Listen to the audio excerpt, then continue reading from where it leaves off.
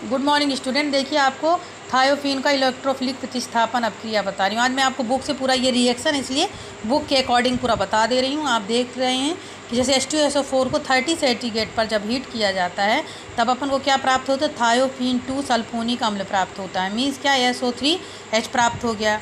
Okay, then इसके बाद आप देख रहे हैं कि ब्रोमियम को जब क्रिया कराई जाती है तो ये क्या होती है, हेलोजन कैरियर होता है, ये हेलोजन को लेकर चलता है, तो 2,5 डाई ब्रोमोथायोफीन प्राप्त होता है। ओके, तो ये इसके बाद अपन को 2 नाइट्रोथायोफीन की जब आप क्रिया करानी या 3 नाइट्रोथायोफीन प्राप्त करना होता है तो CH3 COO CH3 CO2 के साथ रिएक्शन कराने से प्राप्त।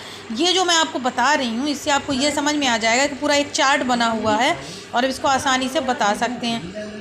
इसके बाद देखो क्लोरोमेथिलीकरण। क्लोरोमेथिलीकरण में 2 क्लोरोमेथिल थायोफीन यानी 2 मेथिल क्लोराइड प्राप्त होता है। ओके, इसके बाद CH3 COO2 HgH2O होता है तो 2 एस्टो सी मर्क्यूरिक थायोफीन प्राप्त होता है। ठीक है, तो ये क्या कहलाता है, थायोफीन का इलेक्ट्रोफिलिक जो प्रतिस्थापन की अपक्रिया बता रही हूँ। इसके बाद आप देख रहे होंगे कि फ्रीडल क्राफ्ट अपक्रिया। फ्रीडल क्राफ्ट अपक्रिया, यह अपक्रिया को SaCl2 उत्प्रेरक की उपस्थिति में अच्छी प्रकार से जब क्रिया कराई जाती है तो अपन को 2 एस्टिक थायोफीन प्राप्त होता है।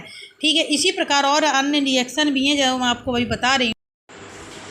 आप देख पा रहे होंगे अपचयन, पैलोडियम उत्प्रेरक की अधिकता में अपचयन होने पर टेट्राहेड्रोथायोपीन, क्या टेट्राहेड्रोथायोपीन जो होता है सोडियम को लेकर अपचयन करने पर 2,3,2,5 डाईहाइड्रोथायोपीन प्राप्त होते हैं। स्ट्रक्चर में देखा जा रहा है कि अपचयन जब किया जाता है PbH2Na द्रव NH3 है तो टेट्राहाइड्रोथायोपीन 2,3 हाइड्रोथायोपीन और 2,5 डाईहाइड्रोथायोपीन प्राप्त होता है। ठीक है, तो ये क्या कहलाता है, आपको पेपर में ऐसे पूछ सकता है कि टेट्रा हाइड्रोथायोपीन या 2,3 डाईहाइड्रोथायोपीन और 2,5 डाईहाइड्रोथीन बनाने की विधि बताइए। तो इसको बिर्च रिएक्शन भी कहते हैं। कभी कभी इस नाम से भी पूछा जा सकता है कि बिर्च रिएक्शन क्या है, तो अपचयन की जो क्रिया कहलाती है वही बिर्च रिएक्शन कहलाता है। ठीक है, इसके बाद आप देखेंगे कि थायोपीन जो होता है, थायोपीन की कुछ व्युत्पन्न हो जैसे 2 ब्रोमो थायोपीन को निम्न प्रकार से प्राप्त किया जा सकता है। देखिए ब्रोमो प्लस सोडियम के दो BrOCl3 है, निर्जल ईथर की उपस्थिति में जब आप क्रिया कराते हो तो आपको थायोपीन के जाति के रूप में ये प्राप्त होता है। अभी एक क्वेश्चन बता, थायोपीन एक थायो ईथर नहीं है। ठीक है, तो देखिए थायोफीन थायो ईथर के समान सल्फोनिक लवण, क्या मेन रीजन क्या होता है कि थायोफीन जो होता है थायो ईथर के समान सल्फोनिक लवण नहीं बनाता, अतः ऑक्सीकरण पर सल्फोन बनाता है, किंतु थायोफेन थायो ईथर के समान व्यवहार करता है और ऑक्सीकृत हो जाता है, इसलिए थायोफीन एक थायो ईथर नहीं बनाता है। दैट्स क्लियर, इतना आपको समझ में जैसे आ गया होगा। अगर क्वेश्चन 2 नंबर में पूछता है तो आप बता सकते हो थायोफीन एक थायो ईथर नहीं है। ओके, जैसा कि आप देख रहे होंगे, ठीक है, कि कार्बीन के साथ अपक्रिया, ये योगात्मक अपक्रिया है जो साइक्लोप्रोपेन का व्युत्पन्न देती है। ओके, तो देखिए आपको देखेंगे थायोपीन प्लस CH2N2 है तो -N2 के रूप में इसमें से निकल जाता है। देन इसमें हमको जो प्राप्त होता है साइक्लोप्रोपेन का व्युत्पन्न। इसी प्रकार आप देखेंगे कि ब्रोमोसक्सिनाइड माइड के साथ अपक्रिया 2 ब्रोमो थायोपीन बनता है। देखेंगे आप कि जो थायोपीन की क्रिया कराई जाती है जब तो 2 ब्रोमोथायोपीन प्राप्त होता है।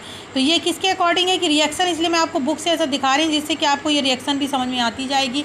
ओके, इसके बाद आप देख रहे होंगे कि एक क्वेश्चन पूछ, थायोपीन में क्या कहलाता है, मेसोमेरिक इफेक्ट जो होता है फ्यूरेन के समान थायोपीन भी एरोमेटिक यानी 4n+2 पाई इलेक्ट्रॉन का नियम का पालन 4n+2 पाई इलेक्ट्रॉन नियम का पालन करते हैं। यह सल्फर परमाणु 2 इलेक्ट्रॉन देकर थायोफीन का अणु बनाता है। ठीक है, तो ये हो गया। इसके बाद आप देख पा रहे होंगे कि पिरोल एजा साइक्लोपेंटा 2,4 डाइन यानी C4H4n मीन से में नाइट्रोजन लग गया, इसे पिरोल एजा साइक्लोपेंटेन या 2,4 डाइन भी कहते हैं। जैसे स्ट्रक्चर के अकॉर्डिंग आप देख रहे हो, पिरोल कोल तार व अस्थि तेल में पाया जाता है। पिरोल किस में पाया जाता है, कोल तार जो अस्थि हड्डियों का जो तेल होता है उसमें ये पाया जाता है। देखो बनाने की विधि क्या होती है, बनाने के लिए अभी मैंने बताया ना, अस्थि तेल जो बोन्स अस्थि का तेल अम्लीय पदार्थ को हटा देता है, फिर अम्ल से धो करके क्या करना पड़ता है, इसकी क्षारीय माध्यम में बनाते हैं और फिर पोटेशियम और पानी के साथ आसवन किया जाता है तो अपन को ये प्राप्त होता है। तो ये क्या कहलाता है, अस्थि तेल के द्वारा भी इसको प्राप्त किया जाता है। इसका संश्लेषण एसिटिलीन और अमोनिया के मिश्रण को एक साथ लाल तप्त नली द्वारा भी किया जाता है। देख पा रहे होंगे आपकी C2H2 प्लस NH2 है तो लाल तप्त नली में माइनस हाइड्रोजन के दो अणु निकल गए, HC bond CH double bond CH double bond CH NH कहलाता है। ओके, इसको कहते हैं अपन C4H4N कहलाता है। इसके बाद आप देख पा रहे होंगे कि साइक्साइनाइड को जिंक रंजक के साथ गर्म करने पर आप देख पा रहे हो कि इंडोल के रूप में ये प्राप्त होता है। इसी प्रकार जो मैकेनिज्म जो होती हैं अलग अलग प्रकार की अलग अलग होती हैं और इसके अकॉर्डिंग आपको मैंने जो बताया है तो पेपर में आपको आ सकता है, तो इसको आप अच्छे से सॉल्व कर लें। Okay student, thank you.